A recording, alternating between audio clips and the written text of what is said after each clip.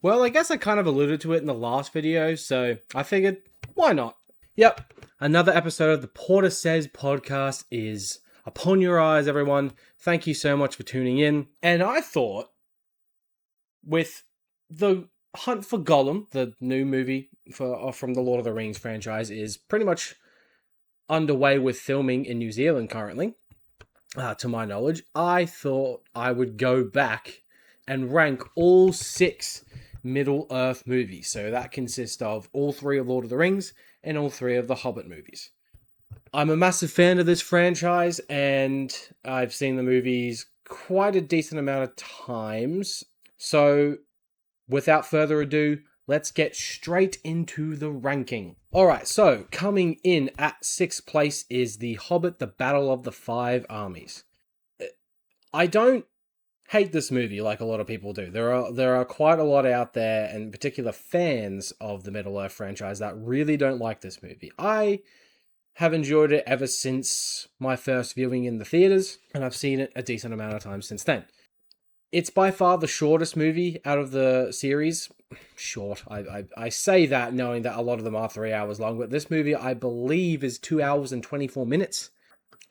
But I still enjoyed the movie. I thought it was a fun movie that had a decent conclusion to the Hobbit trilogy. Some pretty fun action sequences, although most of it is a lot of CGI and massive, big green screens and all that stuff. There's a lot of characters that don't, throughout this entire trilogy, really, that don't get a lot of time to shine. But overall, I like the third movie, but it's by far the worst in the Hobbit trilogy and probably the worst out of the original 6.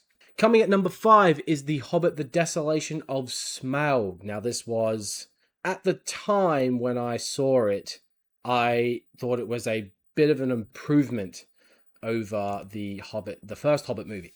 I remember seeing this opening day with a packed theater and just having an absolute blast. I've had multiple viewings of it since then, and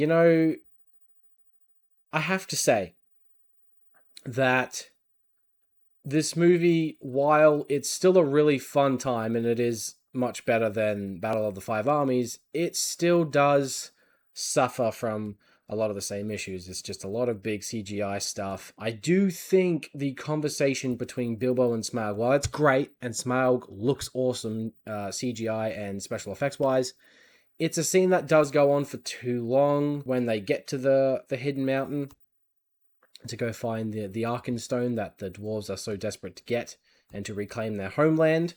I do think that scene is a bit too long and a little bit boring. But we get some really good stuff here, and yeah.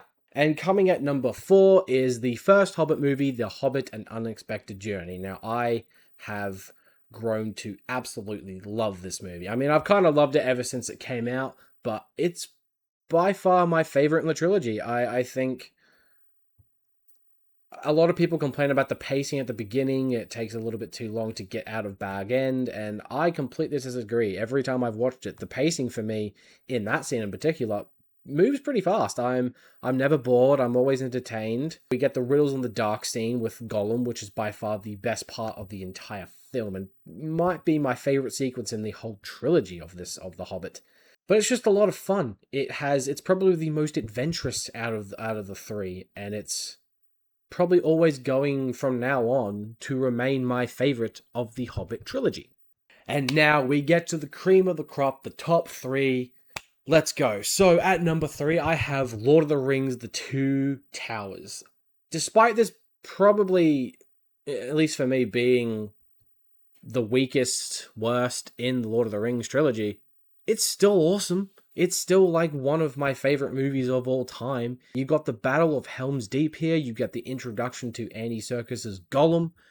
There is so much good stuff in this movie. Holy crap. It continues off from Fellowship incredibly well.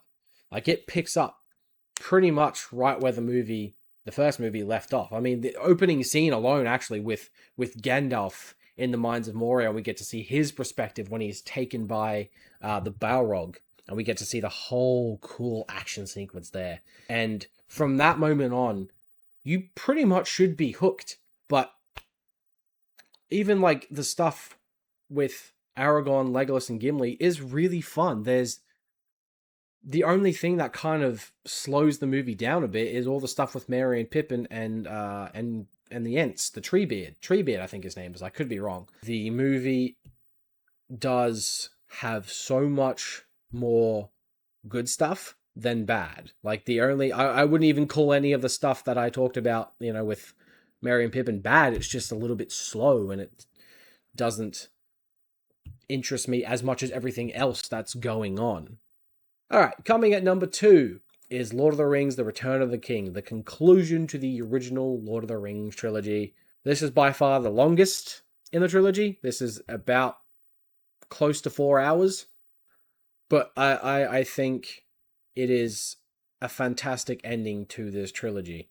It wraps up everybody's story really, really well. The ending always makes me tear up. I think the action sequences are fantastic. Finally get to see more of Gollum's backstory in the opening scene, which I believe was meant to be in Two Towers, since that's kind of his introduction into this world. To be honest, Lord of the Rings, Return of the King was actually the first movie that I saw. I don't think I saw the entire thing, but I saw most of the opening sequence. I was like maybe 7 years old or something like that, maybe 6, I don't know. We finally get to see Aragorn really come into the role of being the king. We get to see, really how much more of a toll that the ring has taken on Frodo. We got it a lot in Two Towers, but we get to see even more of it here. And we get Shelob's lair, which is fantastic. Sam is an absolute badass, taking out all these different orcs to save Frodo's life, taking on Gollum. The final little battle we get between Frodo and Gollum over the ring before it falls into the pit of lava at Mount Doom, and then the ring is destroyed. Everything is so good. The only thing about this movie in particular is that the endings do go on a bit too long. You always think at one point it fades to black. Nope, then it fades back in, fades to black. But, I mean, my argument to that and caveat to that is that it's such a big story covered in 3 movies that I think you need a longer ending to wrap this story up. I think it's just an excellent ending to the trilogy, and I don't think it could have been any better than it was. Maybe make the ending a little bit shorter, I guess, but again, you need to take this much time to kind of wrap up everything. And coming at number 1 for me is Lord of the Rings, The Fellowship of the Ring. The first movie in this series, the introduction to the world, the characters. This became my favorite about probably a couple of years back after one of my rewatches. I just think it does everything so well. I love the introduction. I love the opening scene. It sets up everything so incredibly well. You get the music. You get Gandalf, Frodo, a bit of Bilbo there, and introduction to Aragorn / Strider, to Legolas, to Gimli. You get all these really awesome things in this film, and none of it ever slows down. I do pretty much prefer the theatrical versions to the extended editions. I would highly recommend, if you ever do start Lord of the Rings, don't watch the extended cuts first time. That is probably the biggest mistake you can make, because no one in their right fucking mind is going to want to sit there for that long.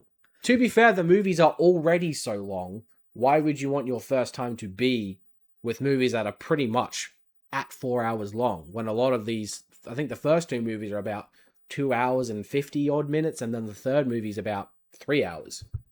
So I don't quite understand that.